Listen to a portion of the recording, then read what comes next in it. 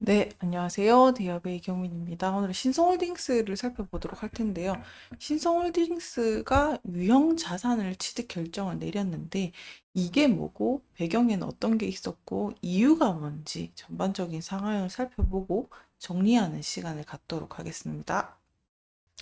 네, 바로 이어서 보시면요. 신성홀딩스가 유형 자산 취득 결정을 내렸죠. 그러면서 취득 물건명을 보니까 신성센터 빌딩을 2층부터 10층까지 이렇게 나와 있습니다. 그러니까 2층부터 10층까지 취득을 하기로 한 결정 내용인 겁니다.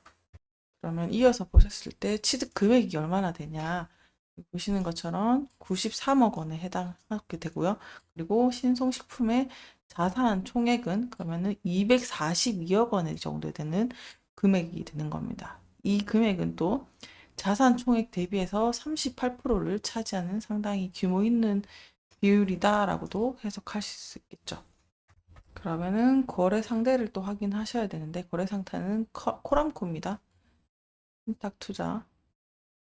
그래서 취득 예정 일자를 보시게 되면은 얼마 남지 않았습니다. 2달, 10월 7일이 되겠고요. 더불어서 보셔야 될 부분이 이 취득 금액이 제세공과금이랑 부대 비용을 제외한 매매 계약서상의 계약 금액이다라고 나와 있죠. 그러니까 이게 취득 금액이 매매 계약서에 명시된 금액이라고 생각을 해주시고 제세공과금, 뭐 세금이나 뭐 부대 비용 이런 것들을 포함하지 않는다. 그냥 이런 의미로 받아주시면 될 것 같아요. 그래서 취득 금액이 93억 원, 부동산의 실제 거래 가격만을 반영했다. 그리고 나머지 세금이나 추가 비용은 별도로 발생하게 된다. 이렇게 보시면 좋을 것 같습니다. 그래서 추가로 부대 비용은 나간다 이 말이에요. 그래서 이 내용이 종속회사의 어떻게 보면은 주요 경영 사항이 신성식품 주식회사 여기 보이시죠?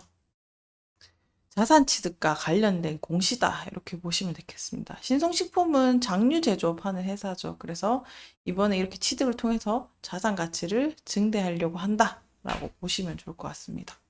그래서 지배회사 연결 자산 총액 대비 여기 나와 있죠. 54%나 차지한다라고까지 봐주시면 좋겠습니다.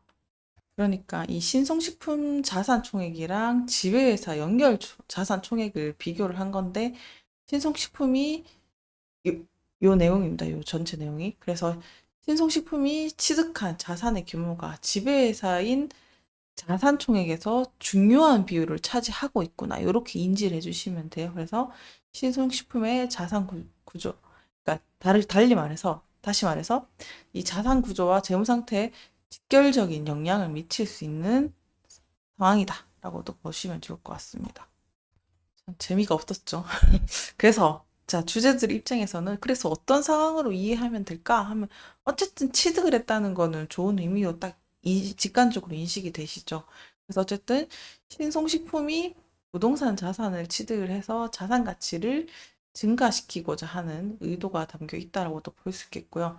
일단은 회사가 장기적인 전략적으로 어쨌든 자산이랑 이런 회사 재무 상태랑 자산 구조를 강화하겠다라는 의사도 보여주고 있는 겁니다. 그렇게 되면서 규모 있는 자산 취득을 하게 되면서 자산 총액의 38%나 해당되는 이 비율로 재무 구조에 또 큰 영향을 미칠 수 있다는 것도 더불어 함의하게 되겠죠. 이렇게 자산 가치를 좀 확대를 좀 위험 부담이 있긴 하지만 그래도 한다는 거는 또 장기적으로 이 회사의 자산의 수익성을 또 증가시키기 위한 이 전략이다라고도 보시면 좋을 것 같아요. 그러니까 우리가 흔히 쉽게 생각하면 돼요. 이렇게 실물 자산, 이 부동산을 취득하면서 안정적인 재무 상태를 끌고 가겠다라는 그냥 우리가 일반적으로 생각할 때 월세 받듯이 이런 월세 받는 부동산, 뭐 부동산을 투자하는 이유가 자산 가치 파이프라인을 또 만들기 위한도 있잖아요. 그래서 또 그런 식으로 또 편하게 생각을 해주셔야 돼요. 더불어서 또 재무적인 부분도 생각을 하게 되면은 회사 입장에서는 또 이 자산 취득을 하는 뭔가 전략은요, 재무 구조를 또 조정하는 방법 중에 하나 쓰이기도 하거든요. 그래서 이런 부동산 자산을 확보하고 자산 가치를 또 증가하려고 하는 전략 중에 하나다라고도 보실 수 있겠습니다. 이렇게 주가 차트가 등락을 반복하고 있는 가운데 또 올해 또 들어서도 다시 또 하락을 또 이어가고 있고 최저점 부근까지 오고 있는 것 같아요. 그러면서 이제 이번에 이 자산 취득은 회사가 자산 38%를 증가하는 효과를 또 가져올 수 있기 때문에 회사의 자산 기반을 또 강화할 수 있는 요소가 될 수 있습니다.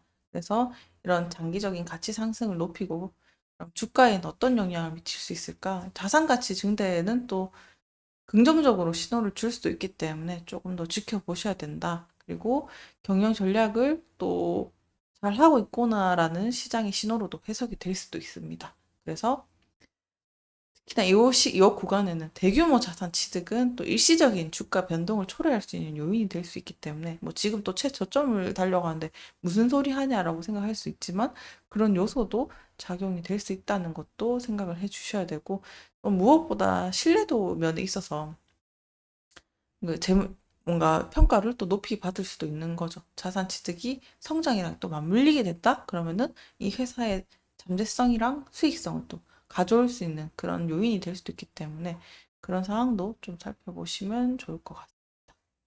네, 신성홀딩스의 유형자산 취득 결정 이 부분에 대해서 상당히 큰 금액이 오고 갔다라고도 볼 수 있고 앞으로 이제 신성홀딩스의 성과, 실적과 함께 어떤 추이를 또 낼 수 있을지는 지켜봐야 되는 신호지만 어쨌든 자산 가치가 늘어났다는 측면에서는 또 위험 요소가 있지만 또 긍정적인 요소가 또 작용할 수 있지 않을까라고도 생각을 하면서 정리를 해보도록 하겠습니다.